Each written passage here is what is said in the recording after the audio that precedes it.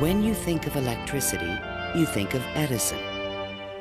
When you think of radio, you think of Marconi. But there is one electrical genius who is nearly forgotten. A man who dreamed of giving the world an unlimited supply of energy. His name was Nikola Tesla, and he was the master of lightning.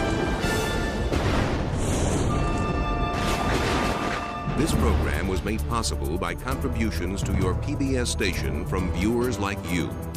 Thank you.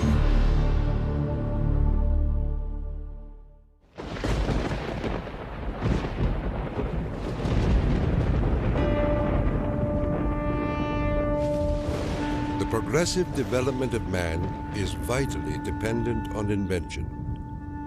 Its ultimate purpose is the complete mastery of mind over the material world, the harnessing of the forces of nature to human needs. Nikola Tesla, 1919. This is the story of a modern Prometheus who changed the world with electricity. It was Nikola Tesla who captured the power of Niagara Falls with his alternating current system and made it possible to transmit electricity to all of America and the world. It was Tesla who patented the technology for wireless communications that is used in all radio and television broadcasting. His incredible legacy can be seen in everything from remote control to neon and fluorescent lighting, X-rays, guided missiles, and even the Strategic Defense Initiative. Yet somehow history has overlooked this remarkable man.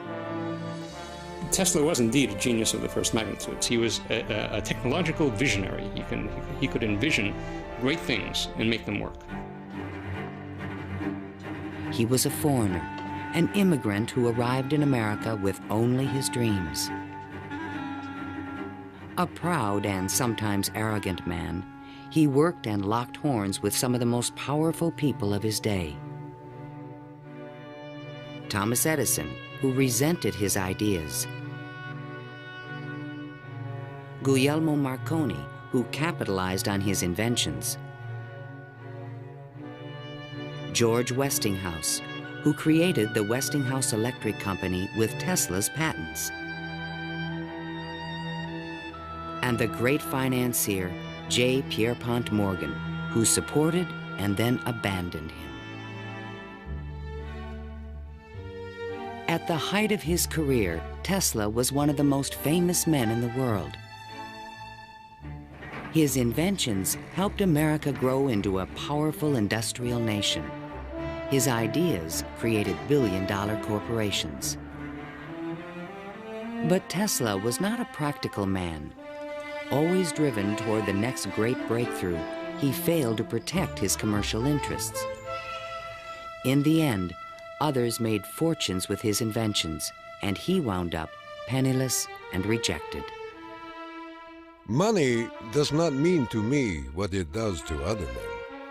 All my money has been invested in inventions to make man's life a little easier. He was a visionary genius. There aren't many of them. And he was willing to give his life to his visions. We have to evolve means for obtaining energy from stores which are forever inexhaustible. What I intend to show you now, step by step, is how I finally reached my dream.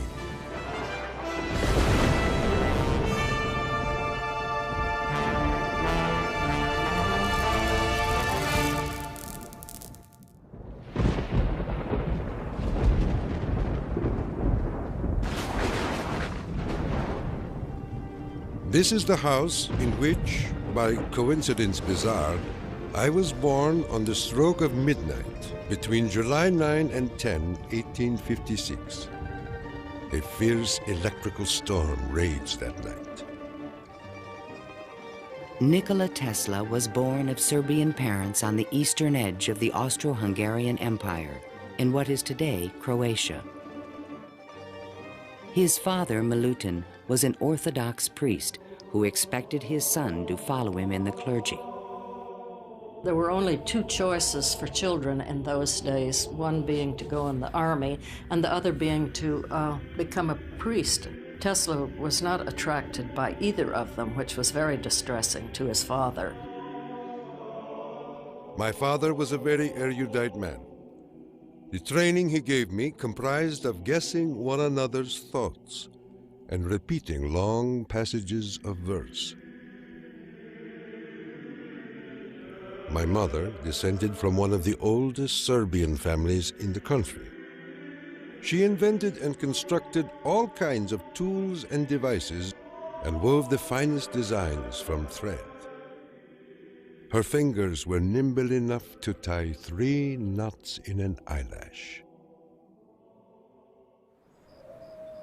Early on, Tesla began to demonstrate an extraordinary imagination.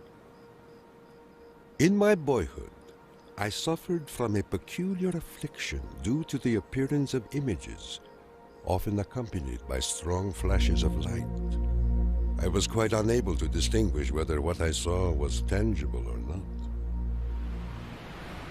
To give an example, I was fascinated by a description of Niagara, and I pictured in my imagination a big wheel run by the falls. I told my uncle that one day I would go to America and carry out this scheme. Then, at the age of 17, while preparing for the seminary, Tesla contracted cholera, and the brush with death changed his life forever. In one of the spells, which was thought to be my last, my father rushed into the room. "Perhaps," I said, "I may get well if you will let me study engineering." "You will go to the best technical institution in the world," he solemnly said. I came to life like another Lazarus, to the utter amazement of everyone.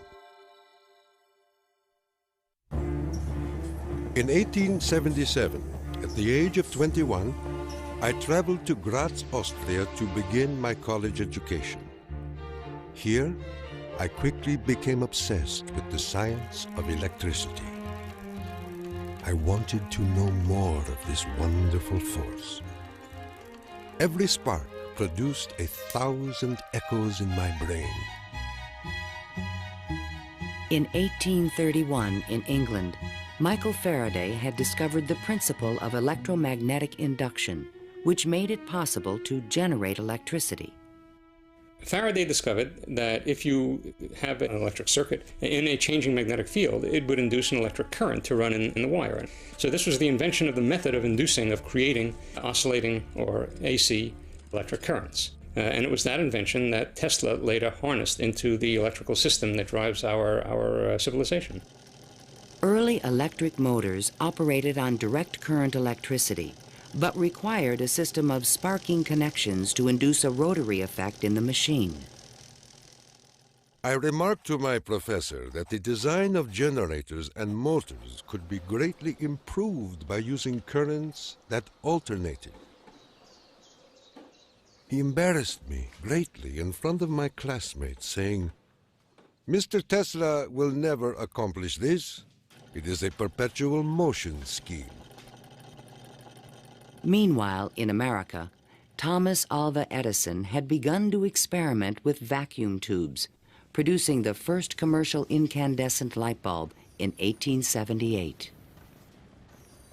Edison and Tesla would soon cross paths in a gargantuan technological struggle between direct and alternating current electricity. In 1880, Tesla moved to Budapest, where he found employment with the Central Telegraph Office. Here, his idea for an AC motor began to haunt him. In my room, I could hear the ticking of a watch with 3 rooms between me and the timepiece. A carriage passing at a distance of a few miles fairly shook my whole body. The whistle of a distant locomotive vibrated so strongly in my ears that the pain was unbearable. To recover from these attacks, I took long walks in the city park. One afternoon, which is ever present in my recollection, the sun was just setting and reminded me of Goethe's glorious passage. The glow retreats. Done is the day of toil. Upon its track to follow soaring. As I uttered these inspiring words, the idea came to me like a lightning flash. I fell to my knees and drew a diagram in the ground. Tesla perceived a whirling field of energy. He suddenly knew he could recreate this rotating field by powering the coils of a motor in different steps or phases, like the pistons of an engine. The resulting forces of magnetic attraction and repulsion would literally twist the rotor in a circle, the electrical equivalent of the wheel. And all this was accomplished with alternating currents. It would soon turn the wheels of industry around the world. The strength of Tesla's mind was almost certainly in this sense of visualization, be able to see things move in front of him. You see, it was not a perpetual motion scheme.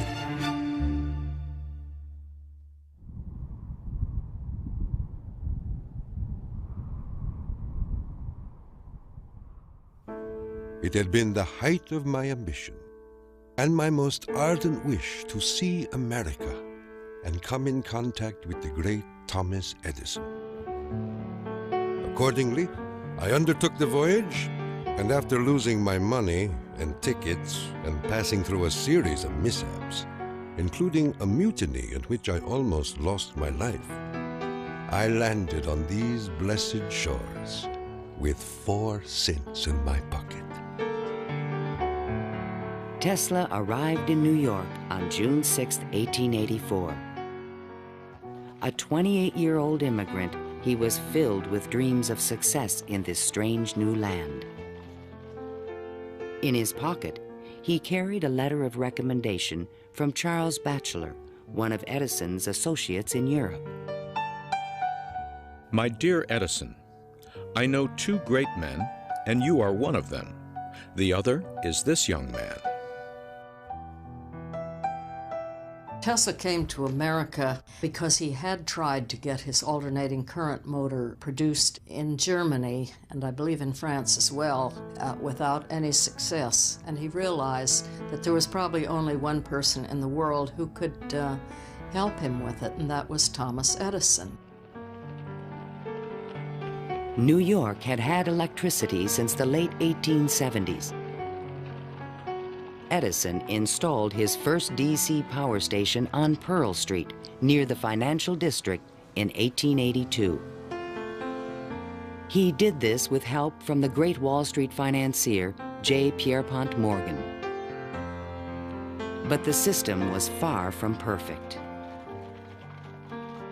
Electricity was a very new thing. Most people didn't understand what it was all about. They were very afraid of it. There were fires breaking out. The horses on the streets would get shocks through their shoes and run away. So it was a very exciting time for Edison. I was thrilled to the marrow meeting Edison. This great man had revolutionized the world with his incandescent lamp. And I was burning to show him my motor that ran on alternating currents. Edison had built his business on the direct current system, and any talk of alternating currents was an aggravation to him. The problem with direct current is that you can't change the voltage. What you generate, that's what you get. And if you generated the power at too high a voltage, you would blow out lamps at the other end. If you generated the proper power for the lamps and you want to go any great distance, then you need copper wire that's as thick as your arm. And the Edison people said, well, that's all right. We'll just have a power station every mile or so. DC was sufficient to power lights and run motors, but it could not be transmitted efficiently over long distances. By raising and lowering the voltage, AC could solve the problem of distance, but a working AC motor did not exist. In spite of their differences, Edison hired Tesla to improve the performance of his DC generators. Tesla said he was promised $50,000 if he was successful. The offer seemed too good to be true. I entered the Edison Machine Works, where I undertook the design of DC dynamos and motors. My regular hours were from 10:30 a.m. till 5 a.m. the next day. When I completed the task, I went to Edison for payment, and he laughed. Edison was very amused by this. Said, "You just don't understand our American sense of humor, Mr. Tesla." So Tesla had had enough by that time, and he picked up his hat and walked out. Tesla paid dearly for his pride. I lived through a year of bitter tears and hard labor, digging ditches for Edison's underground cables. But he was still determined to develop his AC motor. With help from a group of investors, he opened a laboratory on Liberty Street, only a few blocks from Edison's offices. There, he began to assemble a prototype of the motor he had envisioned 7 years earlier. Along with it, he developed all the components of the system of AC power generation and transmission still used today. In May of 1888, Tesla was ready to unveil his motor to the world. The subject which I now have the pleasure of bringing to your notice is a novel motor which I am confident will at once establish the superior adaptability of alternating currents.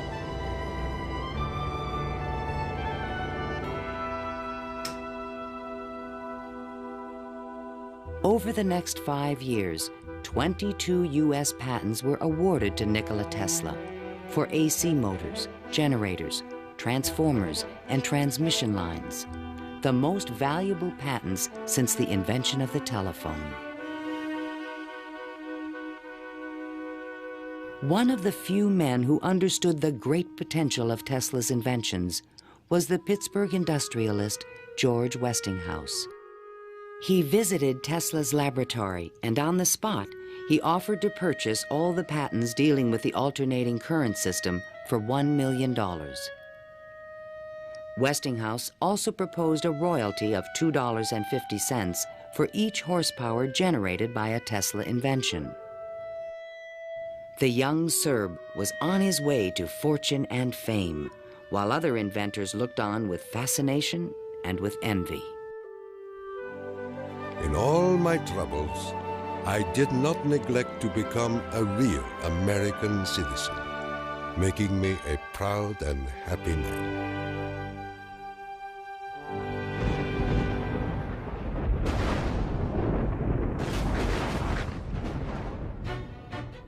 During the late 1880s, Edison began a negative media campaign to discredit the alternating current system of electricity being developed by Westinghouse and Tesla. It became known as the War of the Currents.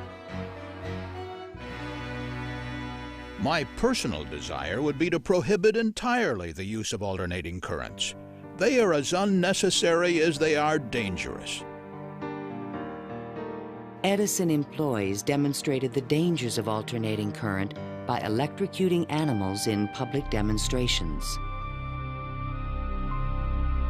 Just as certain as death, Westinghouse will kill a customer within 6 months after he puts in a system of any size. None of his plans worry me in the least. An Edison associate suggested using alternating current as a means of executing criminals.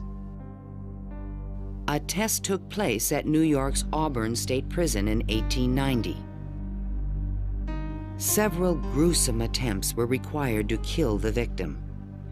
disgusted witnesses claimed his spinal cord burst into flame. The infliction of the death penalty is not only barbarous and inhuman, but unnecessary as a factor in the scheme of modern civilization. The War of the Currents came to a dramatic head in 1893. The Columbian Exposition in Chicago was to be the first World's Fair lighted by electricity. The Edison Company, the Thomson-Houston Company, they all got together and formed General Electric Company, 1892. And one of the first things they did, of course, was put in a bid for the job at the fair. Their bid was roughly $1 million. The Westinghouse bid was about $500,000, and naturally, Westinghouse got the job. In retaliation, GE refused to sell Westinghouse any of their Edison light bulbs. And they got some judge to say that Westinghouse couldn't use any one-piece lamps of any description at the fair. Westinghouse frantically devised a two-piece stopper lamp by fair time and saved the day. Now Tesla had a chance to make history in Chicago. His large AC generators would supply all of the fair's electricity and prove that his system would work on a large scale. On May 1st, 1893, 100,000 eager spectators filed into the fairgrounds, awed by the gleaming neoclassical architecture. Night fell. President Grover Cleveland pressed a button, and the fairgrounds exploded with brilliant tube lighting and multicolored searchlights. The most incredible display of lighting the world had ever seen.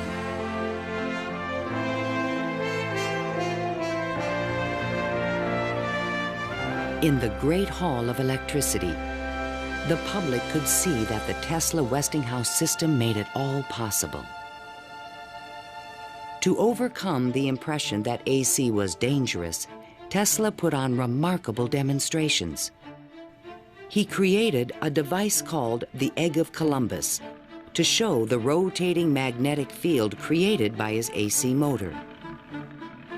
In his room, he had cork-soled shoes on and a tuxedo and white tie and a top hat, and he would put his hand on a terminal which would flash electricity through his body, creating a great shower as his whole body was encompassed in flame, and people were quite impressed by this, to say the least. The Chicago Exposition left an indelible impression on the American imagination. This was the gleaming new city of the future, and it was powered by the inventions of Nikola Tesla.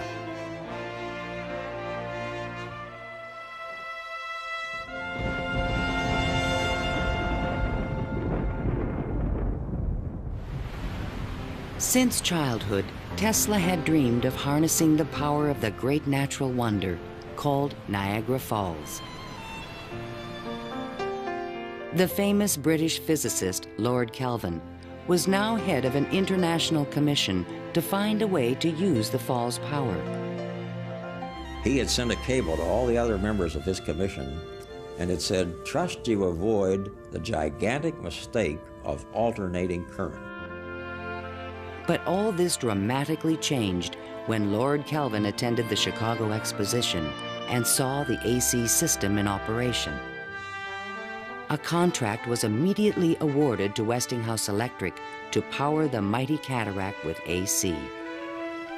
The technical challenge was daunting. The Niagara plan called for 3 5,000 horsepower alternators, the largest generators ever made. Tesla and Westinghouse engineers had heated disagreements about the operating frequency. Even when the system was finally installed, Tesla was the only person who was certain it would operate. The technical details have been completely worked out. All that now remains is for the switch to be thrown.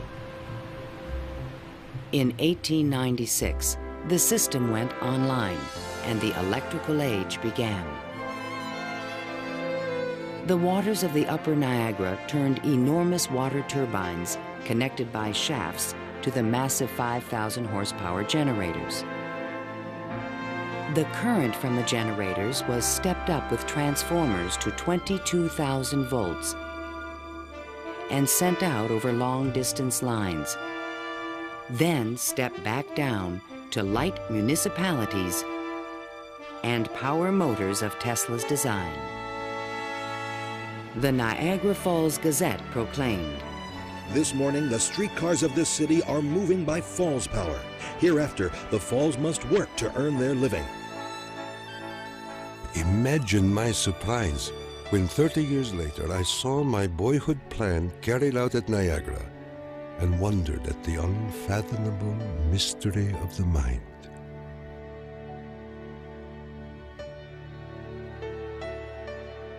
Within a few years, the number of generators at Niagara was increased to 10. By the turn of the century, the power lines stretched 360 miles to New York City. The War of the Currents was over, and Tesla was the winner. By the time Tesla effectively arrives on the scene with his motor, Edison is out of the business. He's basically written out of his own company. This was something Edison would not soon forget.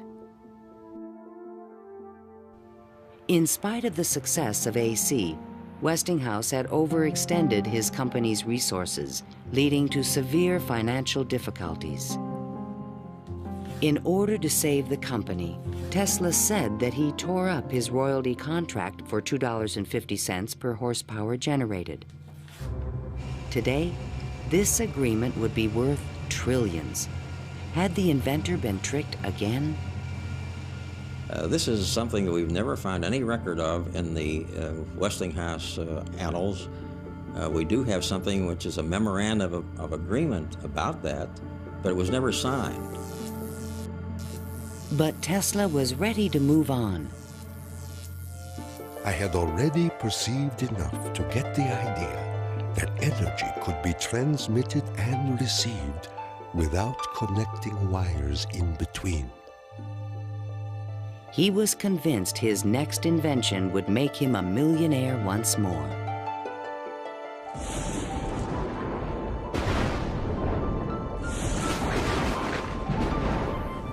My services with Westinghouse being no longer essential, I resumed experimental work in a laboratory on Grand Street, where I began immediately the design of high-frequency machines. Following the success of Niagara, Tesla was at the height of social acclaim. Everyone wanted to know more of this mysterious foreigner who was transforming the world with his electrical inventions. So far as personal appearance goes, no one can look upon him without feeling his force. His cheekbones are high and prominent, the mark of the Slav. His eyes are blue, deeply set, and they burn like balls of fire. Franklin Chester, the Citizen. Why was he so well known and so popular? It's because the technological advances that he made were so directly related to the relief of the drudgery that people had to endure in their work lives. They could see what he did helped them personally. Every evening, Tesla showed up at Delmonico's, the most expensive restaurant in town, to be shown to his special table. He is fanatical about his dress, usually sporting a fine waistcoat, white leather gloves, and a derby hat on his head. He is meticulous about his health and drinks a glass of whiskey a day, saying it will increase his life expectancy to 150 years of age. Tesla hobnobbed with the leading politicians, millionaires, and celebrities of the era. This was the best way for independent inventors to find support for their projects. His friends were the New York elite, John Jacob Astor, William K. Vanderbilt, and the writer Mark Twain. I have just seen the drawings and description of an electrical machine lately patented by Mr. Tesla, which will revolutionize the whole electric business of the world. One of Tesla's closest friends was Robert Underwood Johnson, editor of the prestigious Century magazine. Johnson's wife was deeply in love with Tesla. My dear Nicky, do leave aside the millionaires and Fifth Avenue for some simple pleasures. From one distinguished only by a great weakness, Katherine Johnson. In fact, the world-famous inventor was also New York's most intriguing bachelor. The fact that he never married, I think, had almost nothing to do with his interest in women. It appeared that he was always very interested and was attractive to women. Many women sought his attention. The beautiful and wealthy socialite, Flora Dodge. And even the famous French actress, Sarah Bernhardt. But in spite of his charisma, Tesla was only interested in his inventions. He had so many phobias that he couldn't have had close relationships with women. He didn't like most of the jewelry that they wore or the perfume, and he couldn't bear to touch hair. And and in fact, he didn't like to shake hands. And so these are all things that do tend to discourage intimate relationships. The inventor even claimed that he destroyed his sexuality at the age of 40. A certain French actress kept coming to me and made it impossible for me to concentrate. It's a pity, too, for sometimes I feel so lonely.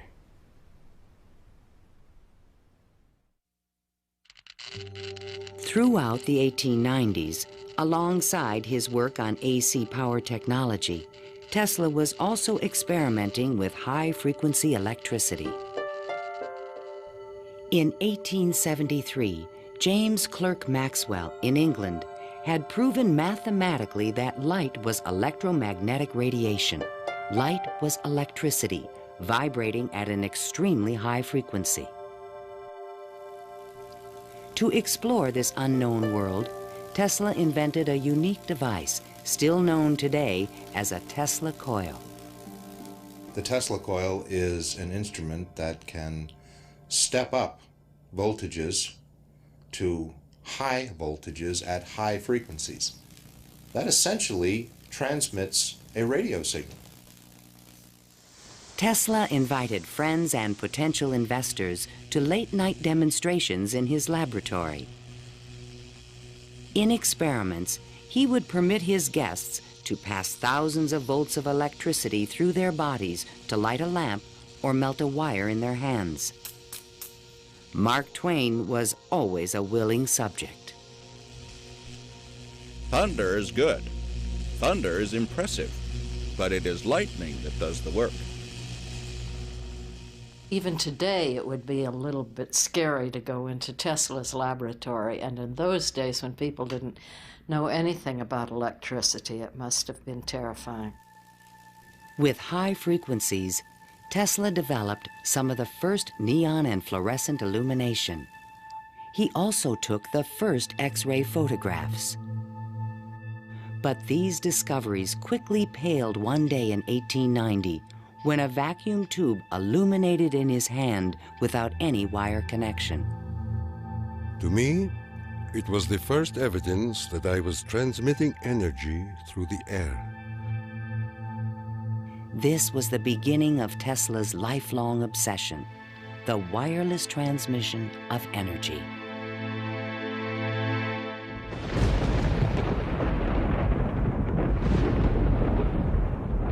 In 1892, Tesla was invited to Europe to present the results of his high-frequency experiments. In London and Paris, he amazed scientists and engineers with lighting and electrical effects that looked more like magic than science. He also announced a remarkable new possibility. I would say a few words on a thought which fills my mind and concerns the welfare of all. I mean the transmission of intelligence and even power without the use of wires. I am becoming more convinced daily of the practicality of this scheme. The race for radio was about to begin. In 1888, the German physicist Heinrich Hertz had demonstrated that currents of high frequency emit electromagnetic waves, or radio waves, into space. But creating a practical means of wireless communication would require a quantum leap in imagination.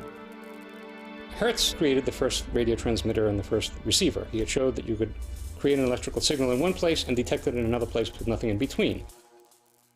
While in England, Tesla befriended Sir William Crookes, the discoverer of radiant matter. Crookes was a mystic and believed that human beings could communicate telepathically when they were attuned to high-frequency brainwaves. Tesla was skeptical, but one night in his bed, he had a powerful and disturbing vision. I saw a cloud carrying angelic figures, one of whom gradually assumed the features of my mother. In that instant, a certitude, which no words can express, came upon me that my mother had died. And that was true. Tesla was convinced that he and his mother were tuned to the same frequency. His otherworldly experience would soon lead him to another revolutionary invention. On his return to New York in 1893, Tesla banished himself from social life and disappeared into his new laboratory on South Fifth Avenue. Following his uncanny intuition, he soon discovered that Tesla coils would transmit and receive powerful radio signals when they were tuned to resonate at the same frequency. Tuning is the key to all radio and television transmission. In my laboratory, I could take in my hands a coil tuned to my body and collect 3/4 horsepower anywhere in the room without any tangible connection. Sometimes I would produce flames shooting out from my head and run a motor in my hands, or light 6 or 8 lamps. By early 1895, Tesla was ready to transmit a signal 50 miles to West Point, New York. He could now produce 1 million volts with his new conical coil. But that year, on the Ides of March, disaster struck. Fire broke out in the building which housed Tesla's laboratory. Everything was lost. Utterly disheartened and broken in spirit, Nikola Tesla, one of the world's greatest electricians, returned to his room in the Gerlach yesterday morning and took to his bed. He has not arisen since. I was devastated. What could I say? The work of a lifetime lost in a fire that lasted only an hour or so. The timing could not have been worse. In England, a young Italian experimenter named Guglielmo Marconi had been hard at work and created a device for wireless telegraphy. Concerned that Marconi would exploit his ideas, Tesla opened a new laboratory and rushed to complete his own system for wireless communication. This patent, filed by Tesla in September 1897, is the fundamental technology for radio. But it would be 50 years before Tesla got credit for his invention. Various people in various different countries had the idea of exploiting this as a means of communication. But I think Tesla was the one with the real vision, in which you would broadcast signals on a definite carrier frequency, and then you would have a series of antennas that were sensitive to one frequency only, tuned to a certain frequency, and would detect just one of these signals and make it an intelligible transmission. Once again, his vision describes the world that we live in.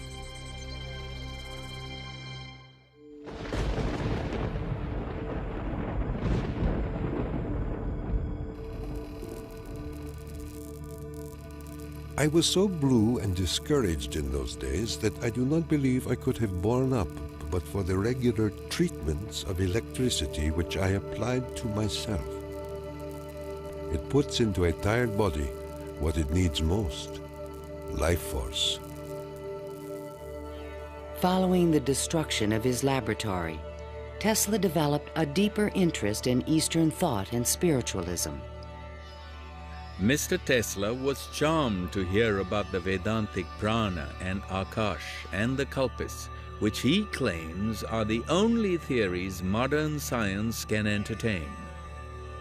Inspired by the Hindu teacher Swami Vivekananda, Tesla began to look at the universe as a symphony of vibrations and waves. We are whirling through endless space with an inconceivable speed. Everything is spinning. Everywhere there is energy. There must be some way of availing ourselves of this energy more completely. In 1898, an unusual experiment took place in Tesla's laboratory.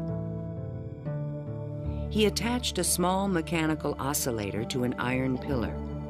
Precisely timed pulses from the device made the entire building tremble. Windows started crashing around the area, and he, being at the epicenter, didn't notice anything happening until some police came bursting into his laboratory. It was just at the moment where he'd picked up a sledgehammer and broken the oscillator. He just said to the policemen that how too bad that they had just missed an interesting experiment. Tesla was, I would say, obsessed with frequency, the notion of resonance. The story where he takes the device and puts it on the girder in his office and, gets the frequency of the building and supposedly, it's an apocryphal story, I'm sure, but it gets right at the core that, hey, if I've got the right frequency, I can move the world. And indeed, he talks about the frequency of the earth, and that if he can do that, he can, almost literally split the earth in half. Meanwhile, Marconi was doing more practical things and succeeded in transmitting a signal 5 miles on the Salisbury Plain in England. Not to be outdone, Tesla decided to introduce an entirely new invention. In a specially constructed pool, potential backers were amazed to see the inventor controlling the motions of a small mechanical boat with no wires attached to it. This was the world's first radio-controlled device. The machine even seemed to think. Someone threw out the question, what is the cube root of 64? And 4 flashes came back. The audience was so surprised, Tesla had to remove the lid to prove no one was inside. Tesla developed his radio-controlled boat in 1898 and patented it and thought it was an armament for war. He rationalized this as a means of ending war. The military who looked at it thought it was too complicated and vulnerable. Soon after the demonstration, Mark Twain wrote from Austria. Dear Mr. Tesla, have you the Austrian and English patents on that destructive terror which you have been inventing, and thus make war henceforth impossible? If so, won't you set a price on them and commission me to sell them? Sincerely yours, Mark Twain. But I have no desire to be remembered as the inventor of a purely destructive device. I prefer to be remembered as the inventor who abolished war. That will be my highest pride.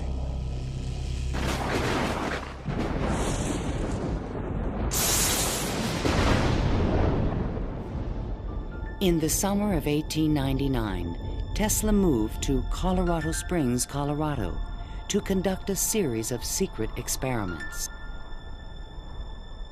He told curious local reporters that he intended to send a wireless message from Pikes Peak to Paris for the Paris Exposition of 1900.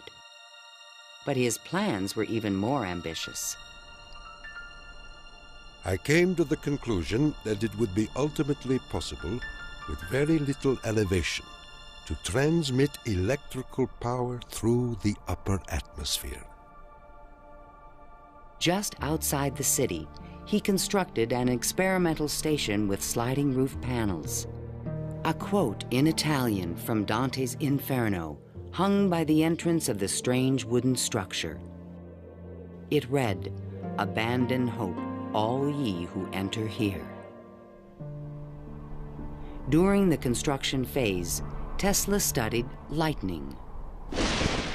Now, I can understand Tesla's fascination with it, because what happens in lightning is that electricity is being transmitted from one place to another. Electric power, not just electric signals, but real electric power is being transmitted from one place to another.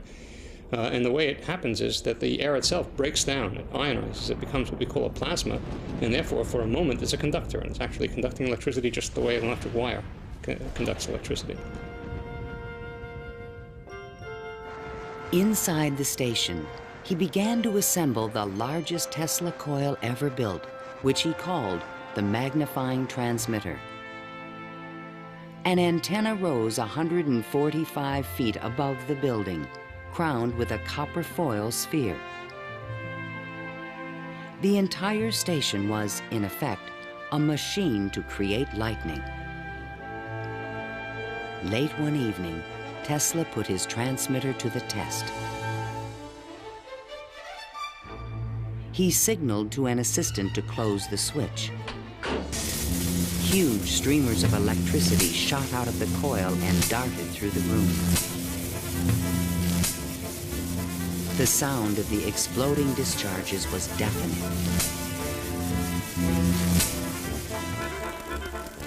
Outside, above the building, bursts of artificial lightning, more than 100 feet long, began to shoot out at the ball atop the antenna.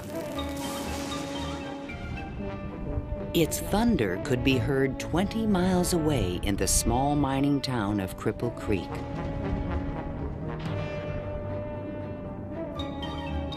Suddenly, the lightning stopped, and the entire city of Colorado Springs was plunged into darkness.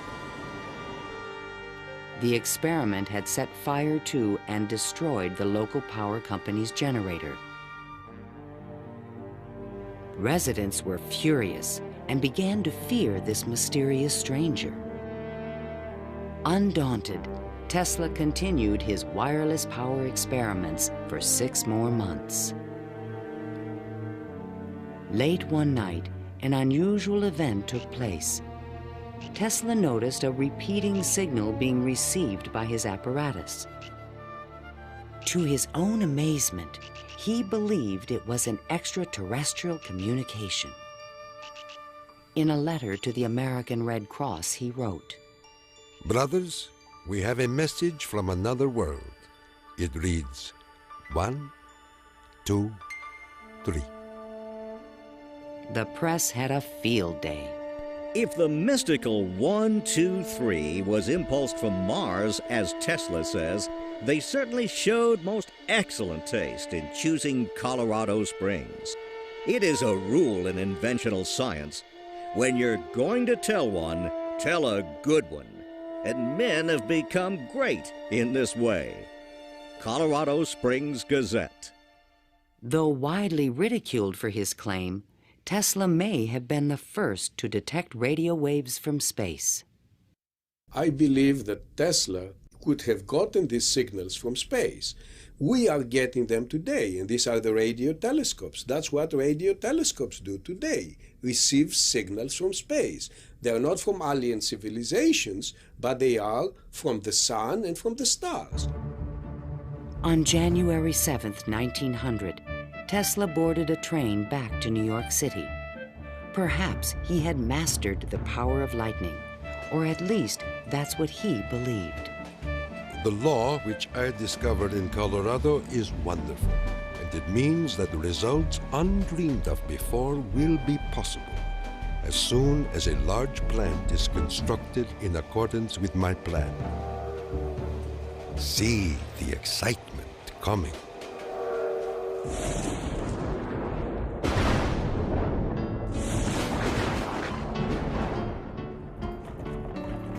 When Tesla arrived home, it was a brand new century.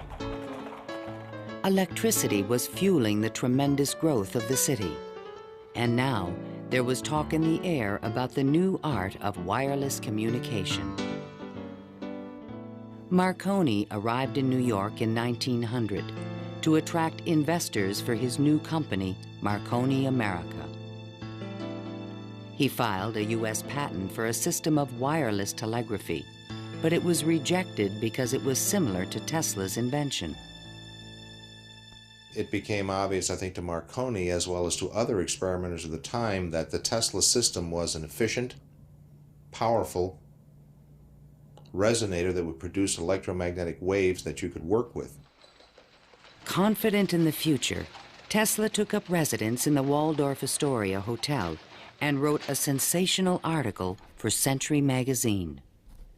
First, let us ask, what is the spring that drives all? All this energy emanates from one single center, one single source, the sun. In this detailed futuristic vision, he described a means of tapping the sun's energy with an antenna. He suggested that it would be possible to control the weather with electrical energy. He predicted that wars would soon be eliminated by machines. And to unite all nations, he proposed a global system of wireless communications. When wireless is fully applied, the Earth will be converted into a huge brain, capable of response in every one of its parts. It tells us about a vision he had for both power and communications, that he wasn't going to think small. He was going to think globally on this. And that's all very nice if it works. The idea of a global communications network was very appealing to one of the world's most powerful men, J. Pierpont Morgan. He agreed to invest $150,000 into Tesla's worldwide radio broadcast center. But the inventor's real plan was to transmit without wires industrial levels of electrical power. Tesla chose to keep this a secret from his investor. In the summer of 1900, Tesla moved to Shoreham, Long Island, and began construction of a huge tower and plant called Wardenclyffe. This Tower of Dreams was made entirely of large wood beams and rose 187 feet above the ground. The plant next to the tower was designed by the architect Stanford White and was constructed under strict secrecy. He certainly could have sent signals across the Atlantic with no trouble with a station of that magnitude. But he was still pursuing wireless power transmission. The tower would light up at night, shooting sparks, making noises. Such experiments, they alarmed the whole area. Then, on December 8, 1901, Marconi took another step forward and transmitted his famous letter S across the Atlantic. Tesla dismissed the Italian's advances. Marconi is a good fellow. Let him continue. He is using 17 of my patents. The simple fact about Marconi is that he used Tesla's system to transmit signals and claimed that these were ideas that he had developed himself.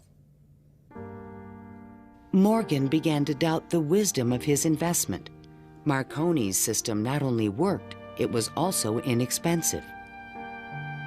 And technical problems were beginning to catch up with Tesla. He went back to Morgan again, asked for more money. Morgan says, Where's the radio transmissions across the Atlantic? How's that coming along? Well, it wasn't coming along. Tesla was forced to tell Morgan his real plan. What I contemplate and what I can certainly accomplish, Mr. Morgan, is not a simple transmission of messages, but rather the worldwide transmission of electrical power. A single plant of but 100 horsepower can operate hundreds of millions of instruments. But Morgan was a practical businessman and had already decided to back Marconi. I have received your letter, and in reply would say that I should not feel disposed at present to make any further advances.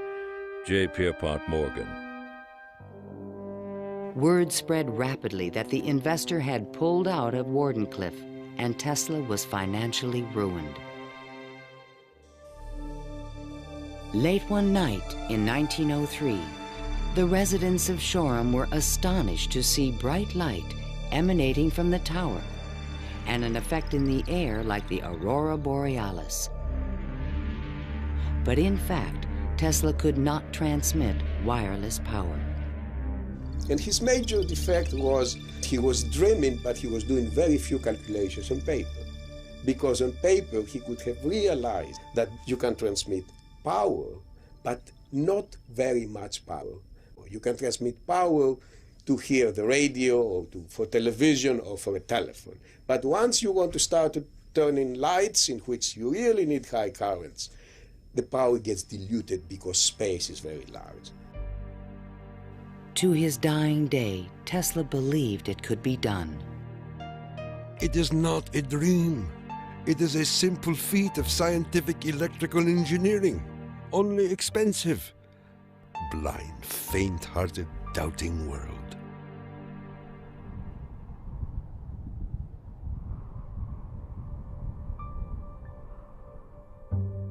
Wardenclyffe marked a turning point in Tesla's career. Like a modern Prometheus, he had reached too high and failed. In 1904, the U.S. Patent Office suddenly reversed its previous decisions and gave Marconi a patent for radio. 1 year later, Tesla's fundamental AC patents expired.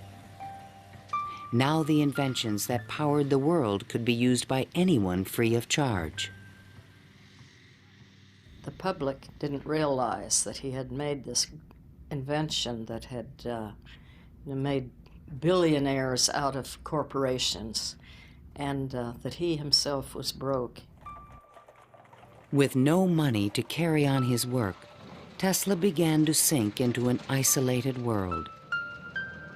He was totally disinterested in business. I think it not necessarily bored him, but he didn't make the relationship between the importance of business and the importance of his invention and discovery. Occasionally, he was seen in public parks feeding the pigeons. These are my sincere friends. Tesla's melancholy turned to anger in 1909 when Marconi was awarded a Nobel Prize. Mr. Marconi is a donkey. The question of Tesla and radio is certainly a very interesting one. It's clear that Tesla, in terms of certain basic notions of radio, was very early, if not first, in expressing them and even of getting of taking them to the patent stage. In desperate need of money, Tesla brought suit against the Marconi company, claiming that his patent rights had been infringed. But he lacked the resources to wage a legal battle with a large corporation, and ultimately gave up. Marconi had received the Nobel Prize for work that Tesla correctly believed to be his own. I suppose everything is fair in wireless as in warfare. In 1915, the Nobel Prize entered Tesla's life once again. The Swedish government has decided to distribute the Nobel Prizes next week as follows. Physics, Thomas A. Edison and Nikola Tesla. Even Tesla was surprised by the front-page announcement in the New York Times. I have concluded the honor conferred upon me concerns the transmission of electrical energy without wires. But 1 week later, the award was given to William H. Bragg of Oxford, England, for his work with X-rays and crystal structure. The embarrassing situation was never really explained. A rumor spread that Tesla had refused to share the prize with Edison. The difference that the Nobel Prize could have made in Tesla's life soon became evident. Testimony given by Nikola Tesla, the electrical inventor, in a judgment for $935 back taxes was filed yesterday. Mr. Tesla said under oath that he was penniless and had been living on credit. In an attempt to give him long overdue recognition, the American Institute of Electrical Engineers decided to award Tesla their prestigious Edison Medal. But on the night of the presentation, the guest of honor was missing.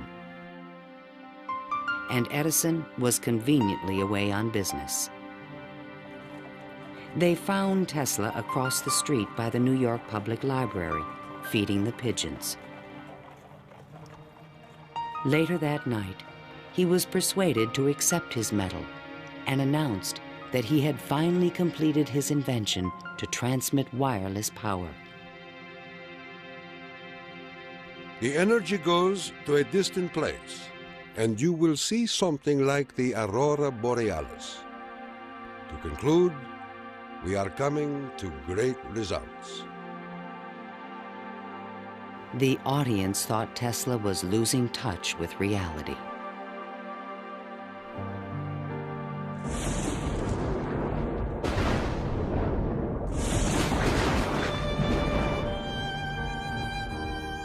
I refuse to accord to some small-minded and jealous individuals the satisfaction of having thwarted my efforts. These men are nothing more to me than microbes of a nasty disease.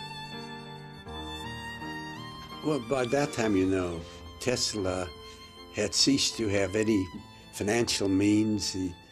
He was virtually dependent on being helped by hotels and people that he knew. He began to bring injured birds back to his hotel room to nurse them. He had more companionship with pigeons in that time of his life than with human beings. Working as a consulting engineer, Tesla managed to maintain a small office and laboratory in the Metropolitan Tower. To change his thoughts, he frequently attended movies in Times Square. Here he could see his futuristic ideas appearing on the screen. But his ideas were only accepted in science fiction movies and magazines. In 1924, there was a news report that while at Colorado Springs, Tesla had invented a death ray machine that shot bolts of lightning. The inventor was strangely quiet on the topic. Meanwhile, a new scientific star, Albert Einstein, had captured the world's attention with his theory of relativity. Tesla continuously attacked the validity of Einstein's work. Scientists today wander through equation after equation that have no relation to reality. If we were to release the energy of atoms, instead of a blessing, it might bring disaster to mankind. But no one took him seriously. I think that every generation of scientists feels that the new ideas that come along that replace their own ideas represent a loss rather than a gain. Tesla believed that Einstein was taking us intellectually in the wrong direction. Rejected by traditional science, Tesla's interests again turned to the esoteric. His intellect seemed to embrace a lot of different areas quite easily. What he lacked were the social skills. And that's an enormous shame because it interfered with his ability to use that genius, to be practical. Though nearly a recluse, he would occasionally attend dinner parties at the home of the German poet and mystic George Sylvester Viereck. And he always intrigued the guests. While we were in the midst of talking, an apparition seemed to come into the room. He walked so softly, and he struck us as almost an unearthly creature. And he talked of all sorts of, seemed to me at that time, unreal things, more in the nature of the psychic rather than the scientific. Tesla wrote a strange poem called Fragments of Olympian Gossip and dedicated it to Viereck. While listening on my cosmic phone, I caught words from Olympus blown. The latest tells of a cosmic gun. To be pelted is very poor fun. The meaning of the poem would soon be explained.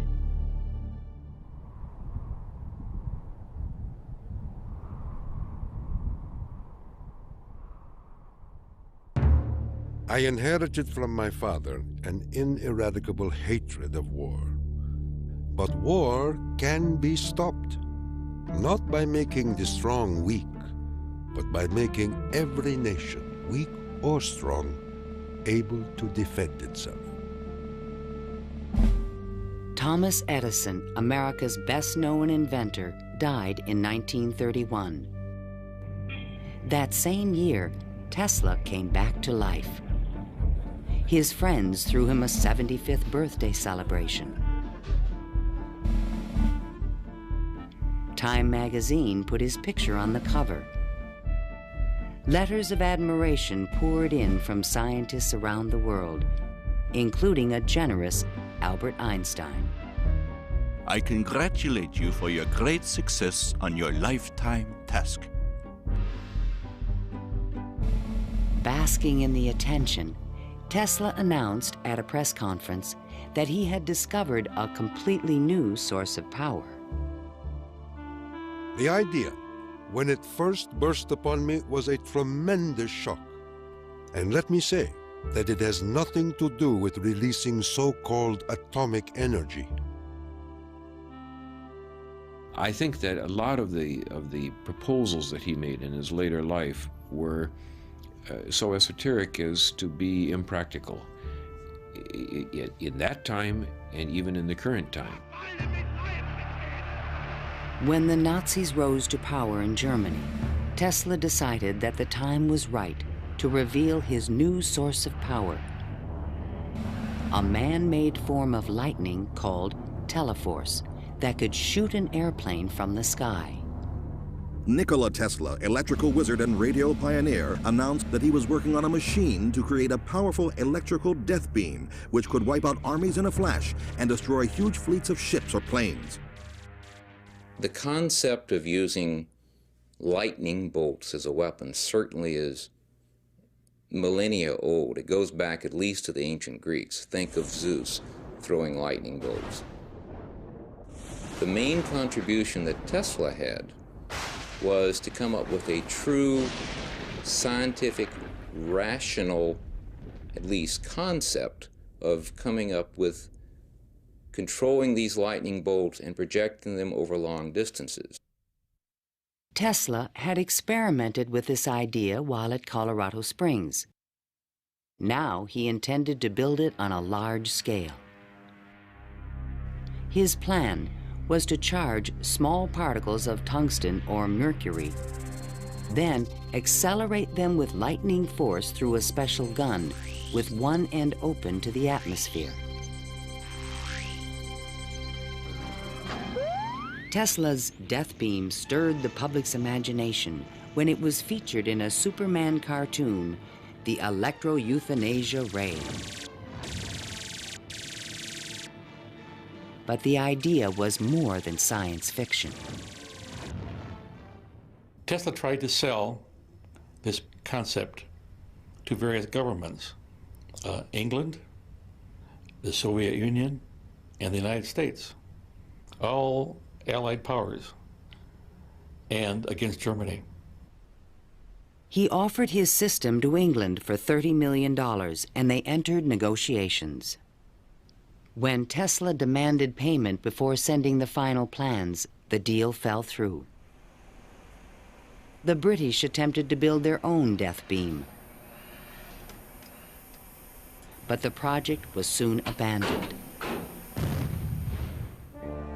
As the Nazis surrounded Yugoslavia, Tesla attempted to sell a beam weapon system to his former country. There should be needed 9 stations, 4 for Serbia, 3 for Croatia, and 2 for Slovenia, and it will protect our dearest homeland. At this point, even Tesla's countrymen thought he was just a crazy old man.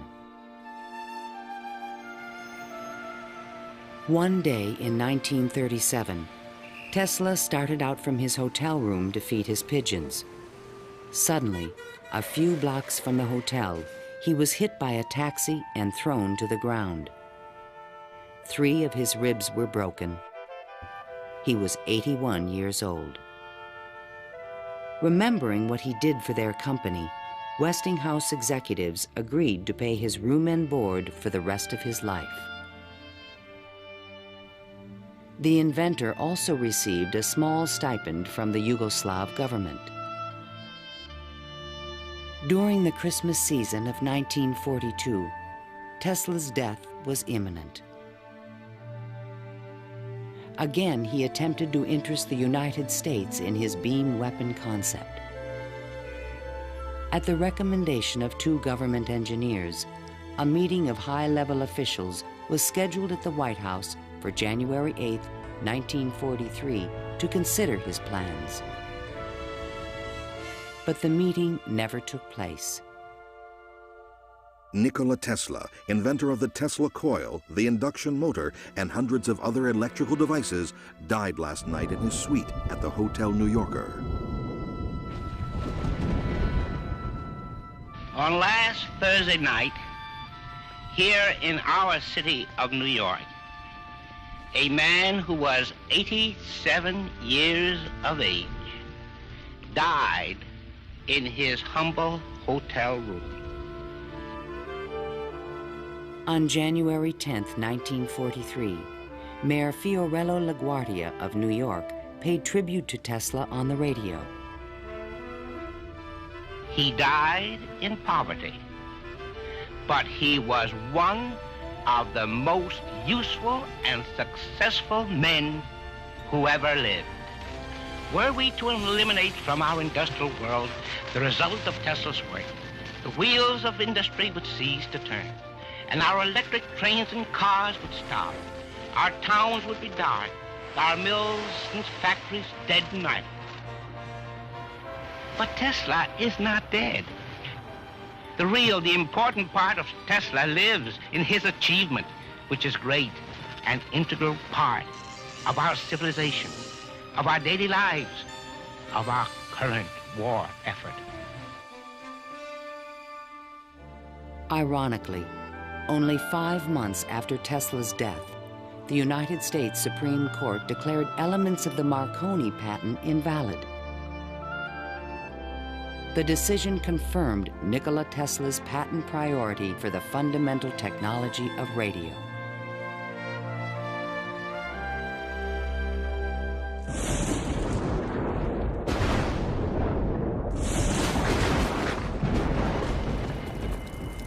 Unknown subjects, equipment, experiments, and research of Nikola Tesla, deceased, espionage.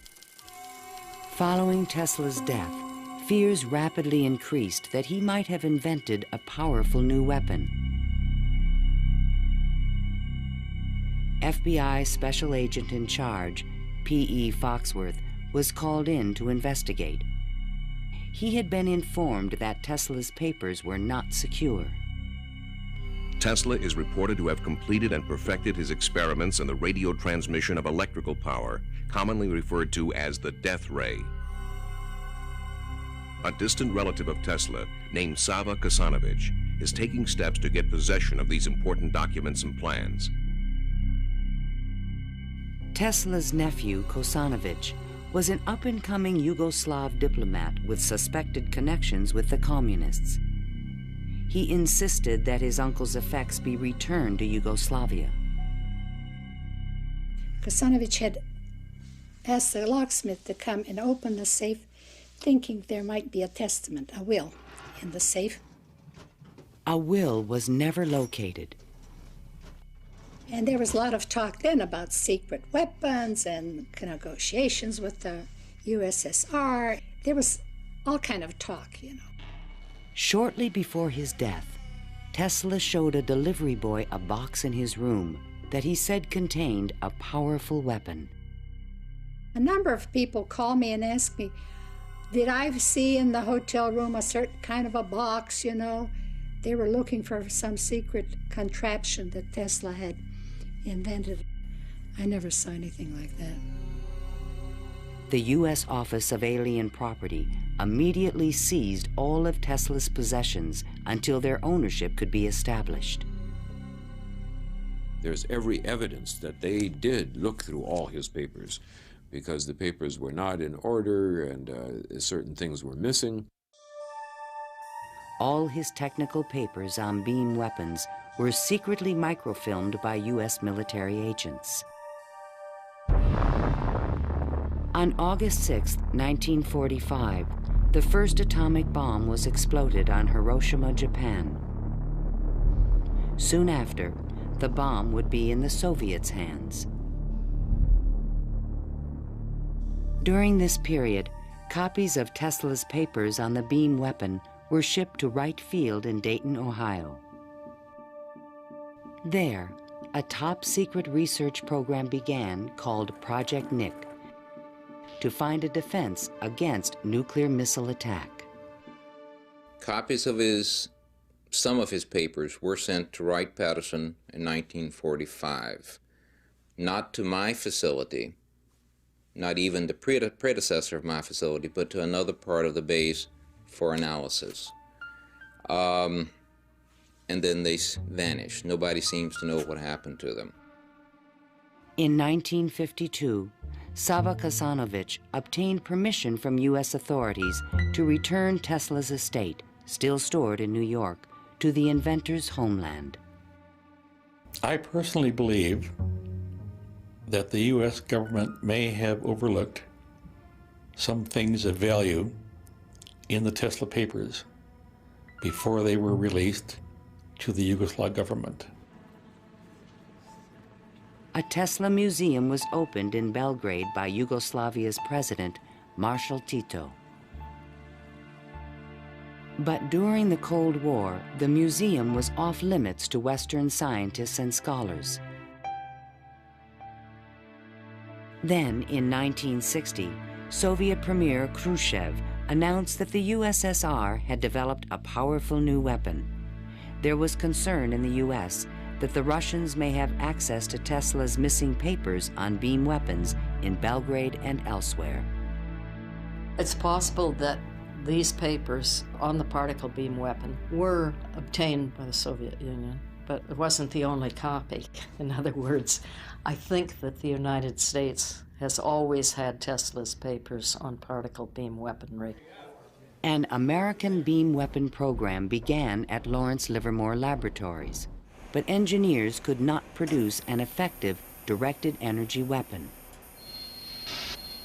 I've always been a sort of a fan of Nikola Tesla, an admirer, and definitely he had the concept of a charged particle beam weapon back in the 1930s. I haven't a clue, to be quite honest, how he meant to actually do it. In 1978, evidence suggested that the Soviets were attempting to build a huge beam weapon near Semipalatinsk in the Ukraine. Soon after, President Ronald Reagan announced the Strategic Defense Initiative in March 1983. I call upon the scientific community in our country, those who gave us nuclear weapons, to turn their great talents now to the cause of mankind and world peace, to give us the means of rendering these nuclear weapons impotent and obsolete. Tesla's concept for a beam weapon defense shield was finally taken seriously by the United States to combat the destructive threat of atomic weapons. In spite of circumstantial evidence, there is no direct proof that Tesla's ideas or plans were used in the Strategic Defense Initiative. And even today, after decades of investment and research, scientists still disagree on whether beam weapons are realistic. Basically, let me just make a short statement. That's all I'm really at liberty to say, is that a considerable amount of effort has taken place in the United States and in a number of other countries trying to get these things up to a real weaponizable status. Let me stop at that point. No U.S. government archive has any record of Tesla's technical papers, which were copied immediately after his death. And what has become of Tesla's great dream to transmit electrical power without wires? This is the Navy and Air Force High Frequency Active Auroral Research Program, or HAARP, in Gakona, Alaska. The large antenna array is designed to beam high-energy microwaves into the ionosphere. Tesla was a genius because way before anybody knew or even understood the physics of the Earth and what we call today the ionosphere, which is a layer of ionized particles about 80 kilometers above the Earth, he conceived it. And he tried to use it to produce a variety of new concepts. The HAARP project evolved from a patent filed in 1987, in which Tesla's work is referenced. It proposed using the ionosphere like an enormous electrical circuit to transmit power around the planet. It even described a means of changing the weather by superheating portions of the upper atmosphere with microwave energy. Tesla proposed that it might be possible to modify the weather by using radio waves. I believe that this is impossible. Ionospheric modification is still in its early experimental stages, but microwave technology has already made it possible to transmit wireless power with the use of satellites. We go to Alaska, and in Alaska there is natural gas. In order to send it somewhere, you have to create a pipeline. That's very expensive. So we said, all right, let's go into Alaska, create microwaves from the natural gas, send them to a satellite at a particular geosynchronous orbit, put a reflector there, and send it to Japan. And in Japan now, you get the antenna, which transforms these microwaves into 60 hertz, and you get electricity. So you make essentially Tesla's dream. The scientific man does not aim at an immediate result. He does not expect that his advanced ideas will be readily taken up. His work is like that of the planter for the future. His duty is to lay the foundation for those who are to come and point the way. He was special. I mean, he was unique. He was unusual in all sorts of ways. And if we are to understand our own creativity, our own ability to invent, there's an awful lot to be learned by studying the way in which he created. The day when we shall know exactly what electricity is will chronicle an event probably greater, more important than any other recorded in the history of the human race. Then it will be a mere question of time when men will succeed in attaching their machinery to the very wheelwork of nature. See the excitement coming.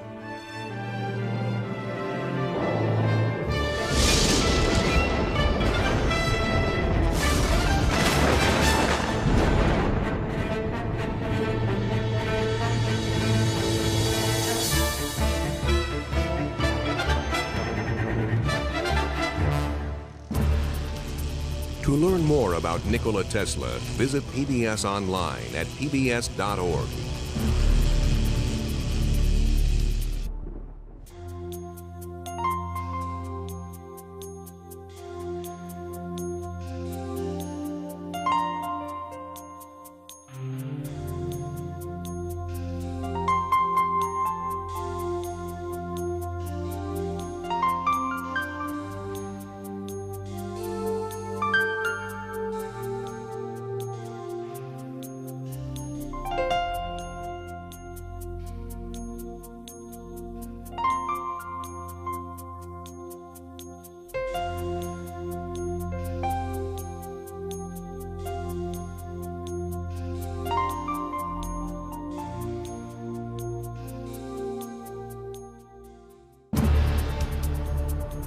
This program was made possible by contributions to your PBS station from viewers like you. Thank you.